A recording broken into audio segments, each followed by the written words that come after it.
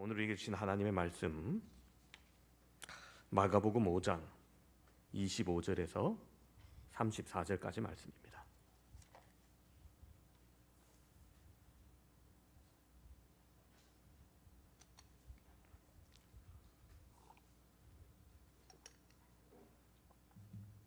마가복음 5장 25절에서 34절까지 제가 봉독하도록 하겠습니다.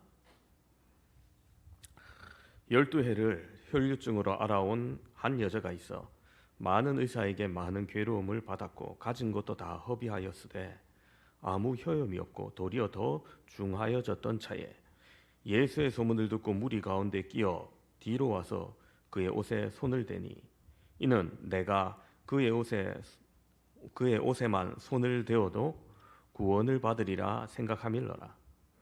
이에 그의 혈류 근원이 곧 마름에 병이 나은 줄을 몸에 깨달으니라.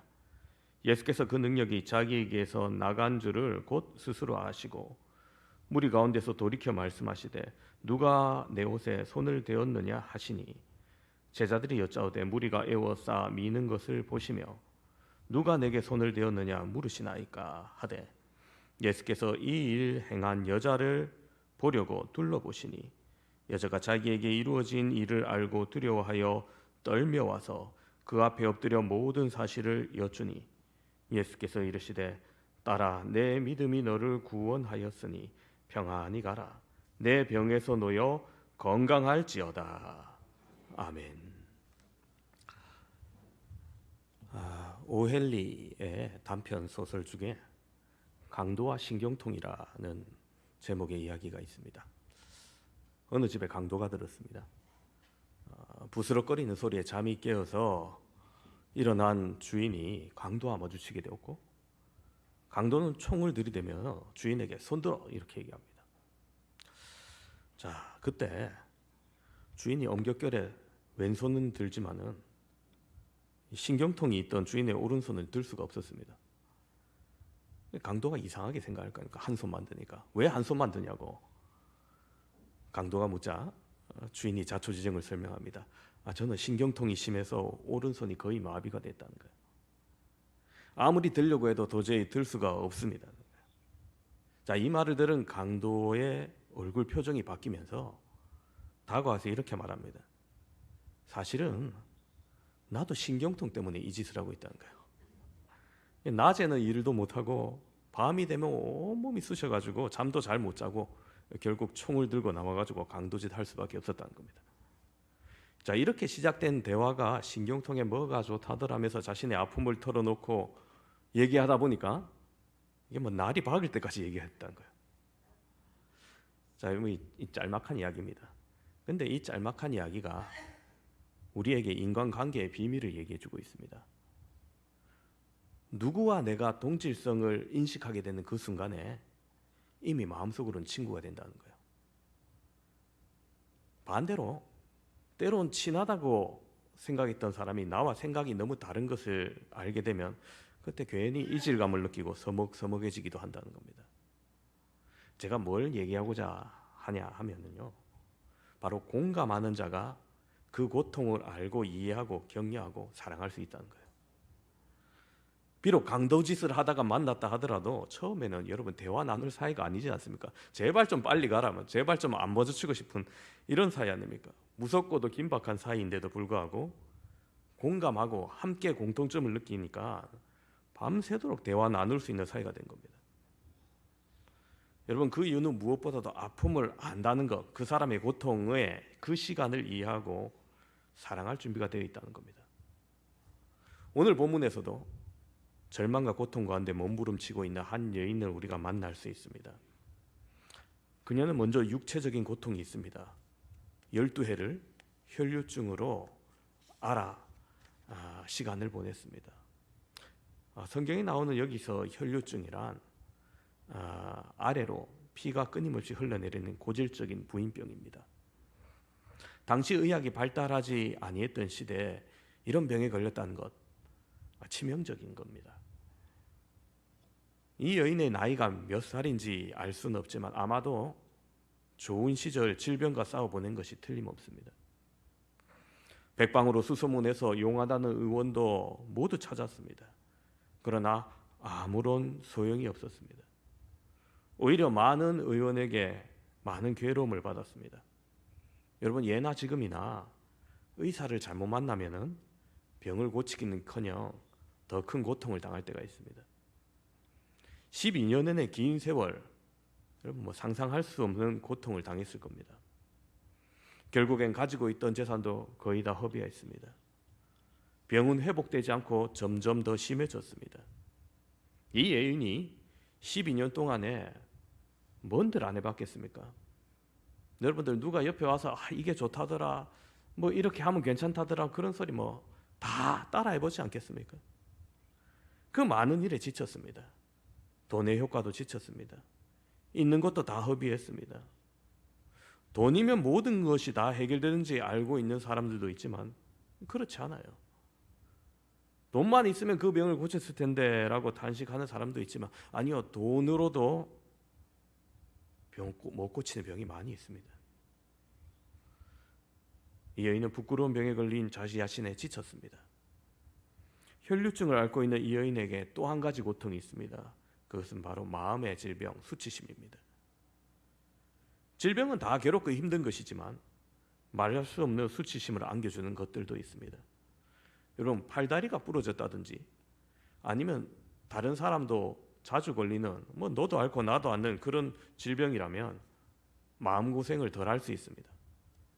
그러나 혈류증은 겉보기에는 잘 표시가 나지 않죠. 본인이 말하지 않으면 다른 사람이 잘 모를 수도 있습니다. 근데 여러분, 요즘처럼 옷이 많아서 자주 갈아입을 형편의 시대도 아니고요. 광야지대, 사막지대입니다. 물이 많아서 자주 모여갈 수 있는 것도 아닙니다. 또 얼마나 무더운 지대입니까? 쉽게 냄새가 날 수도 있습니다. 더욱 그 여인을 힘들게 했던 것은 사회적인 격리, 소외감입니다. 레위기 15장에 보면 유출병에 대한 규례가 나옵니다. 그 규례에 의하면 이 병에 걸리면은 부정한 여인으로 취급당합니다. 그래서 성전에 나가서 제사를 드릴 수 없습니다. 가족과 함께 살 수도 없습니다. 사람이 접촉하거나 만지는 그 모든 것이 그 질병에 걸린 것은 부정한 것이 됩니다. 심지어 질그릇을 사용하면은 사용한 후에 깨트려 버려야 됩니다. 공동체로부터 소외당하고 외롭고 고독한 병입니다. 모든 것으로부터, 모든 사람으로부터 버려진 사람. 여러분, 이 고통의 시간을 생각하실 수 있습니까? 말 그대로 죽음보다 더한 외로움이었을 겁니다. 그런데 이 총체적인 고난 속에서 신음하던 여인이 새롭게 회복되고 놀라운 기적을 체험하게 됩니다. 어떻게 절망에서 희망으로 바뀐 삶을 살 수 있었을까요? 이 시간 말씀 속에서 그 비결을 찾으며 함께 은혜 나누기를 소망합니다. 절망에서 희망으로 바뀌기 위해서 첫 번째로 세상의 옷을 벗어던지고 예수님을 붙잡아야 됩니다. 혈류병에 걸린 여인은 이 세상의 옷을 다 벗고 주님께 나옵니다. 어떤 옷이냐? 교만의 옷입니다. 자존심의 옷입니다. 자기 자랑의 옷입니다. 자기 착각의 옷이고 부정의 옷입니다. 그는 예수님께서 이 세상의 옷을 필요로 하지 않고 단지 믿음의 옷만 필요한다는 사실을 믿고 나아갔던 겁니다. 그렇습니다, 여러분. 예수님은 우리의 있는 모습 그대로 나오기를 원하십니다. 인생 사는 동안 큰 고민이 올 때 이리저리 방황할지라도 주님은 우리의 인생이 주님께 나아오기를 원하시는 분입니다. 오늘도 타락한 아들이 올까, 내일이 오겠지 않은 심정으로 주님의 품을 떠난 모든 심령을 기다리는 분이 우리 주님이십니다. 주님께서는 우리의 모습 그대로를 영접하시기를 원하시는 겁니다. 이것이야말로 현실을 극복하는 데 첫걸음입니다. 내 있는 그대로 나아가겠다. 내 생활이 어려울 때도, 내가 고독할 때도 우리 주님은 우리 자신이 그대로 나오기를 원하시는 거예요. 뭐 더 꾸미고 더 치장하고 더 나아지고 나오기를 원하시는 것이 아닙니다. 있는 모습 그대로, 우리의 깨어진 모습 그대로 받아주시기를 원하는 분입니다. 절망 속에 있던 혈류병 여인에게 한 가닥 희망이 생깁니다. 바로 예수님의 소문을 들은 겁니다. 아마도 그 소문은 예수님께서 온갖 질병을 다 고쳐주시고 심지어 죽은 것까지 살리시더라, 그런 이야기일 겁니다. 여인은 예수님을 붙잡아야겠다는 생각으로 가득 찼습니다. 마침 예수님을 만날 기회가 왔습니다. 여인은 망설임 없이 예수님께로 다가갑니다. 어쩌면 자신에게 주어진 마지막 기회일지도 모른다는 그 생각에 이 순간을 놓칠 수 없었기 때문입니다.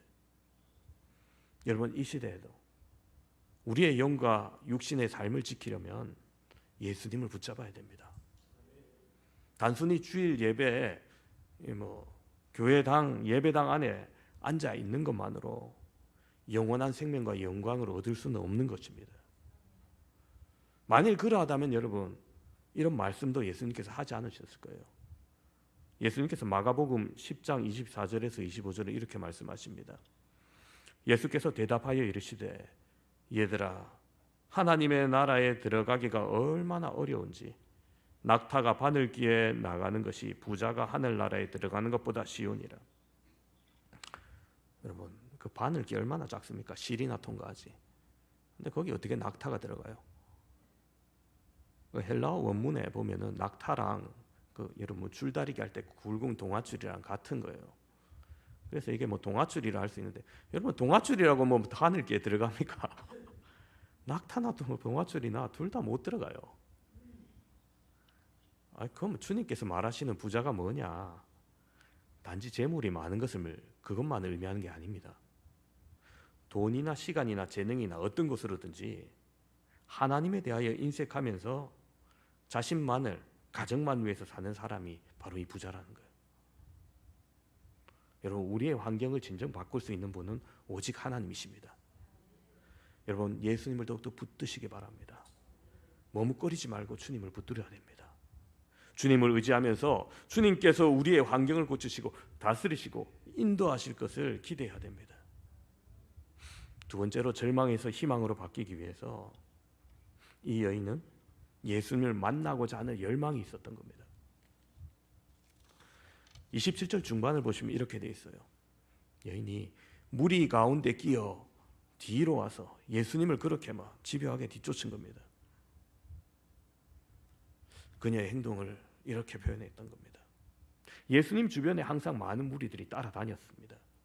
그러나 그 많은 사람들 모두 다 예수님을 만난 것은 아닙니다. 제가 여기서 만났다고 하는 것은 얼굴을 대면했다는 그 얘기가 아니에요. 지나가는 예수님을 보고 환호했던 것도 아닙니다. 바로 예수님을 살아계신 나의 주님으로 인격적인 만남으로 경험하는 것을 만남이라고 얘기하는 겁니다. 왜 많은 사람들이 이 당시 예수님을 따라다니면서도 인격적으로 주님을 만나지 못했을까요? 예수님은 자기를 따르는 그 무리를 향하여서 민망하게 여기시고 목자 없는 양같이 방황하는 이들이라고 안타깝게 여기셨습니다. 왜 그렇습니까? 많은 사람들이 예수님을 따라다녔지만 정말 예수님이 어떤 분인지 깨닫지 못했기 때문입니다. 그들은 단지 예수님의 기적을 보고 따라다녔습니다. 오병이어의 기적을 일으키는 예수님을 보고 야, 우리의 먹을 것을 해결하는 사람이다, 왕으로 삼자고자 했습니다. 병을 고치는 기적을 보고 따라다닌 사람들입니다. 정치적 메시아로, 자신들의 방해 문제로, 정치적 식민지의 상태를 해결해 줄 사람으로, 육신의 고통을 해결할 사람으로 그렇게 예수님을 생각한 겁니다. 그들은 그렇게 다른 기대를 가지고 예수님을 따라다녔기 때문에 살아계신 주님을 만나지 못한 것입니다. 여러분, 오늘날도 마찬가지입니다. 많은 사람들이 주일이 되면은 예배당으로 나옵니다. 하나님 앞에서 예배를 드립니다.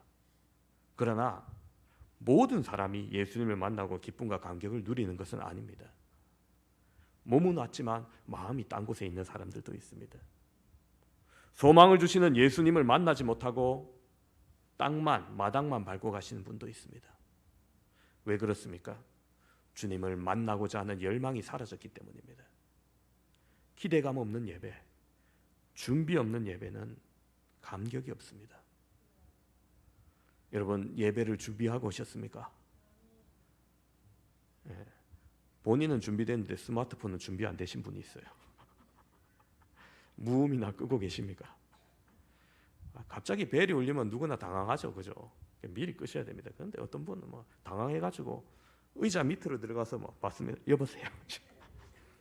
아니, 의자 밑으로 들어간다고 소리 안 납니까? 또 어떤 분은 늘 늦으신 분 계세요. 이렇게 한번 생각해 보시다, 여러분. 요즘 요리 연구가 백종원 씨 참 많이 인기가 있죠. 많은 방송에서 활동하십니다. 어느 프로그램인지 제가 프로그램 이름 모르겠는데 자영업자분들을 만나시면서 많은 어드바이스를 하는 것을 보았습니다. 그러니까 본인들이 느끼지 못하는 문제점을 잘 파악하고 그에 대해서 적절한 해결책을 제시해 주죠. 만약 여러분이 사업을 하고 정말 해결책을 얻기 위해서 백종원 씨와 약속을 했다고 칩시다. 그럼 그 자리에 늦게 나오실 분 누가 있겠습니까? 그죠? 자신에 대한 사업과 고민, 그 해결을 위해서 정말 간절히 만나길 원하면서 아마도 다 미리 나와서 기다리고 있지 않겠습니까? 여러분, 예배도 마찬가지입니다. 하나님을 너무 오래 기다리게 하는 건 실례입니다. 어떤 분은 아예 펑크 내놓고 주의를 건너뛰시는 분도 있는데 여러분, 그건 더욱더 좋지 못한 일입니다. 예배 시간에 늦으면 다른 사람에게도 방해가 될 수 있죠. 그리고 본인도 은혜를 받지 못하는 중요한 이유가 됩니다. 우리 예배 시작 10분 전부터 찬양을 드리고 있습니다. 얼마나 은혜로운 찬양입니까? 준비된 마음으로 일찍 나오셔서 찬양과 더불어 하나님께 경배드리고 아름다운 예배가 될 수 있기를 바랍니다. 예배는 살아계신 하나님을 만나는 은혜의 자리요 축복의 자리입니다.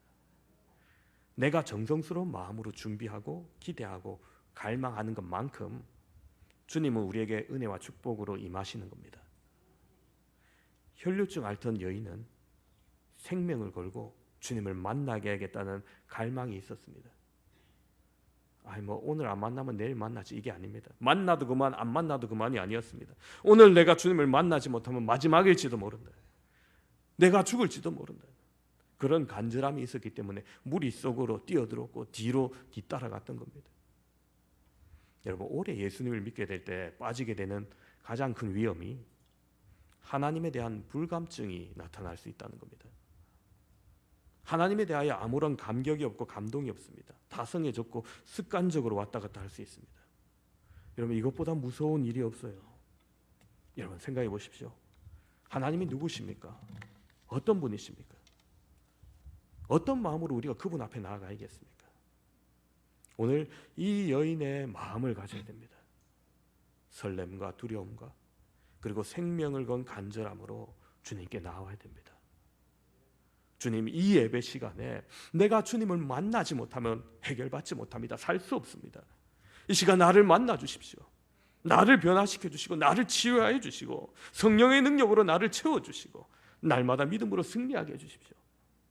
여러분, 이런 사모한 마음이 있게 될 때 여러분, 모든 문제가 예수님의 이름으로 해결받으시는 역사가 임하게 될 줄로 믿으시기 바랍니다. 마지막으로 절망에서 희망으로 바뀌기 위해 세 번째로 이 여인은 예수님의 옷에만 손대어도 치료될 수 있다는 절대적인 믿음이 있었습니다. 28절 보면 이렇게 기록되어 있습니다. 이는 내가 그의 옷에만 손을 대어도 구원을 받으리라 생각함이리라. 여러분, 혈류증 앓던 여인이 예수님께 나온다는 거 참 어려운 일이었죠. 12년을 고생했기 때문에 육체적으로도 정신적으로도 피폐된 상황입니다. 부정한 여인이기에 무리 속에 들어간다는 것 자체도 힘든 일입니다. 누가 알아보고 어떻게 여기 왔냐면서 꾸짖을 수도 있습니다. 그런데 이 여인은 용기를 냈습니다. 비록 부정함을 사람들이 손가락질한다 할지라도, 감히 주님 앞에 설 수 없는 혹 죄인이라 할지라도 옷에만 손을 대도 구원을 얻을 수 있다는 그 믿음이 생깁니다. 어떤 상황에서도 주님이 함께 하시면 모든 문제가 해결될 수 있을 것 같은 그 믿음이 참다운 믿음입니다. 오늘 여러분에게도 이런 희망과 기대가 있습니까? 예수님을 만나면 질병이 떠나가고 내 안에 있던 문제가 해결되고 나의 상황이 바뀌는 믿음이 있습니까? 이 여인은 주님의 옷에 손을 대는 순간 혈류의 근원이 마르는 축복이 임합니다. 스스로 몸에 피가 그친 것을 느낄 수 있었습니다. 순간 그 여인의 기쁨 상상이 됩니까?